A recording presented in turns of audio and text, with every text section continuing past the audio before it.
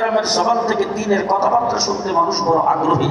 এই জন্য বাংলাদেশে ইজতেমা হইলে সবচেয়ে বেশি কামিয়াব হবে, এবং সেই কামিয়াবির পরিচয় আমরা দিয়ে আসছি। তো জি, আপনারা যে মানুষগুলি এখন আমার সামনে বসেছেন, এরকম এতটি মানুষ বা এর চাইতে আরো অর্ধেক বাদ দিলাম।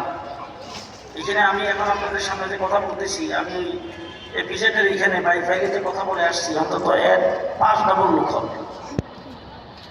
বিভিন্ন জায়গায় লোকজন লক্ষাধিক মানুষের সামনেও কথা বলি, কিন্তু এই যে মানুষগুলি আপনারা যারা এখানে বসেছেন, এর অর্ধেক মানুষ নিয়ে যদি বাংলাদেশের কোনো বড় দলের বড় কোনো লিডার জনসভা করতে আসে, কয়েক ডজন পুলিশ লাগবে মানুষগুলিকে চুপ করে বসায় রাখতে। আমি এখন আমার মতো একজন নালায়েক কথা বলতেছি, তারা ভিআইপি চেয়ারে বসা, তারাও আমার দিকে তাকানো, যারা দাঁড়ানো তারাও আমার দিকে তাকানো, সবাই চুপচাপ আমাকে দেখতেছেন, আমার কথা শুনতেছেন।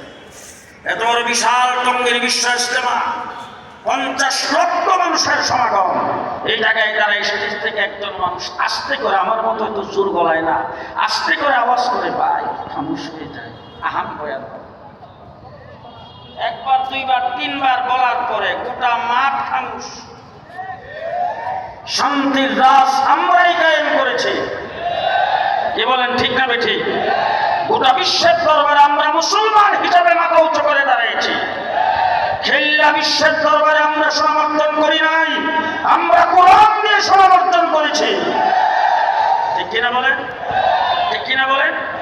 এবার আমি জিজ্ঞেস করতে চাই, আমাদের দেশটা স্বাধীন সার্বভৌম বাংলাদেশ, আমার মুসলমান, আসতে করেন বাইরের মানুষের আসে, আমরা মুসলমান, আমাদের পরিচয়